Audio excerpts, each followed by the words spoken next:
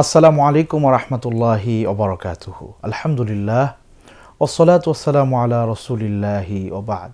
সুপ্রিয় দর্শক শ্রোতা, পেনভিশন টেলিভিশন কর্তৃক আয়োজিত আলোর পথ এই অনুষ্ঠানে আপনাদের সবাইকে স্বাগত জানাচ্ছি। আজকে আমরা কথা বলবো সময়ের মূল্য এবং এর গুরুত্ব নিয়ে। সম্মানিত দিনী ভাই বোনেরা, আল্লাহ সুবহানাহু ওয়া তাআলা প্রত্যেকটা মানুষকে এই দুনিয়াতে নির্ধারিত সময়ে পাঠান। আবার যখন তার সময় শেষ হয়ে যায়, ইদা জা আজালুহা লা ইস্তাখিরুনা সাআহ, একটু মুহূর্ত তার জন্য অপেক্ষা করা হয় না, তাকে চলে যেতে হয়। প্রত্যেকটা মানুষের জন্য একটা নির্ধারিত সময় আল্লাহ সুবহানাহু ওয়া তাআলা এই দুনিয়ায় বেঁধে দিয়েছেন। এবং আমরা জানি ওয়া ইন্নাদ দারুল আখিরাতা লাহিয়াল হায়াওয়ান লাউ কানু ইয়ালামুন। আল্লাহ সুবহানাহু ওয়া তাআলা কোরআনে বলছেন যে মানুষ যদি জানতো তার প্রকৃত জীবন তার মৃত্যুর পরের জীবন, পরকালের জীবন, তবে দুনিয়াতে আল্লাহ সুবহানাহু ওয়া তাআলা এই যে সময়টুকু আমাদেরকে দিলেন, নির্ধারিত একটা সময়, এই সময়টাতে আমরা যেন এমন কাজ করতে পারি যা আমার পরকালকে উর্বর করবে, পরকালের মুক্তি নিশ্চিত করবে, পরকালের পরকালের সম্মান খ্যাতি, পরকালের মান মর্যাদা সম্মান খ্যাতি বাড়িয়ে দিবে। এই সময়টা আল্লাহ সুবহানাহু ওয়া তাআলা আমাদেরকে এভাবে দিয়ে দিয়েছেন। সুতরাং এই সময়টাকে যদি আমরা কাজে লাগাতে না পারি, তাহলে পরে আমরা ওই ব্যক্তির মতো হয়ে যাব যিনি পাথেয়বিহীন সফর শুরু করেছেন। কোনো একজন মানুষ যখন কোনো সফরে যাওয়ার এরাদা করেন, ইচ্ছা করেন, তখন তিনি পাথেয় গ্রহণ করেন। সুতরাং আমরা সবাই এই দুনিয়া ছেড়ে একদিন চলে যাব, এ ব্যাপারে কারো কোনো সন্দেহ নাই। বিলা শাক আমরা যাবই, যেতেই হবে। তাহলে আপনি কেন প্রস্তুতি গ্রহণ করবেন না?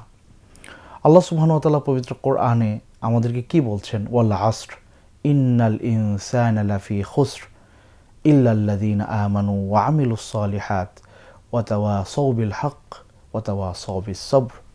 আল্লাহ সুবহানাহু ওয়া তাআলা সূরা আসরের এই জায়গায় সময়ের কসম করেছেন, কালের কসম করেছেন এবং তিনি বলেছেন নিশ্চয়ই প্রত্যেকটা মানুষ তিনি ক্ষতির মধ্যে নিমজ্জিত রয়েছেন, শুধুমাত্র তারা ব্যতীত যারা ভালো কাজ করবে।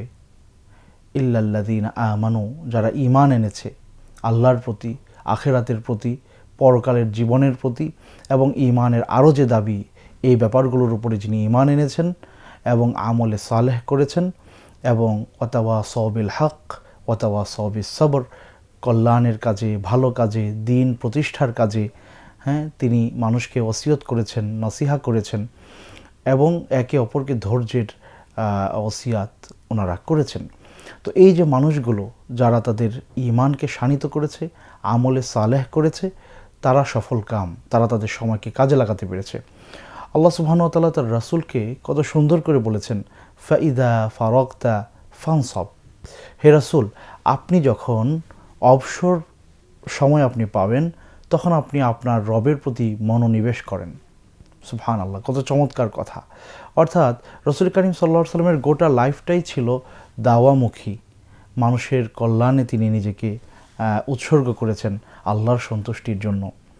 তার নিজের জীবনে বাড়ি করতে হবে, গাড়ি করতে হবে, এই লাগবে সেই লাগবে, এই কোনো ধরনের চিন্তা ফিকির ওনাদের জীবনে ছিল না।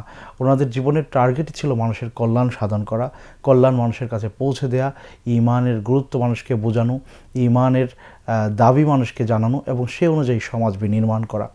এই কাজে গোটা জীবন তিনি নিয়োজিত করেছেন। তো মুহাম্মদুর রাসূলুল্লাহ সাল্লাল্লাহু আলাইহি ওয়াসাল্লামকে আল্লাহ সুবহানাহু ওয়া তাআলা কী বলছেন?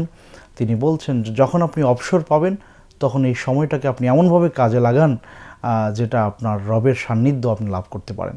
তাহলে একজন মুমিন ব্যক্তি, একজন মুসলিম ব্যক্তি এই দুনিয়ায় থেকে তার গোটা লাইফে যে সময়টুকু তিনি পাবেন, এটাকে তিনি কাজে লাগাতে পারেন।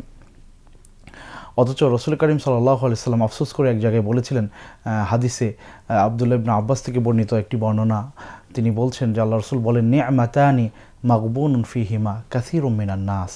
আফসোস হচ্ছে অধিকাংশ মানুষই দুটি নেয়ামতের ব্যাপারে একেবারে গাফেল হয়ে থাকে। একটি হচ্ছে তার সুস্থতা, আরেকটি হচ্ছে তার অবসর সময়। এজন্য ইসলাম সব সময় মানুষের কাছে এটা চায় তিনি যেন সময়টাকে কাজে লাগান। কেননা আমাদের প্রত্যেকটা মুহূর্ত লেখা হচ্ছে। কিরামান কাতিবিনা ইয়ালামুনা মা তাফআলুন, তোমরা যাই করছো সম্মানিত ফেরেশতাগণ, লেখকগণ এগুলো লিখছেন, তারা জানেন আমি আপনি কি করছি। সুতরাং প্রত্যেকটা মুহূর্ত লেখা হচ্ছে এবং কিয়ামতের দিন ইয়াউমা তাজিদু কুল্লু নাফসিম মা আমিলাত মিন খাইরিম মুহদারা ওয়া মা আমিলাত মিন সু।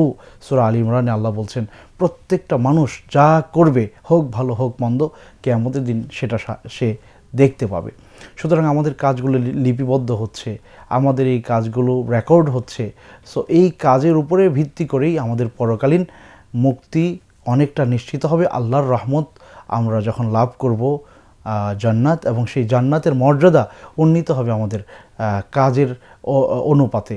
আল্লাহ কোরআনে বলছেন ওয়ালিকুল্লিন দারাজাতিম মিম্মা আমিলু, যারা সময়টাকে কাজে লাগিয়ে কাজ করে আসছে আজকে কতই না চমৎকার তাদের প্রতিদান।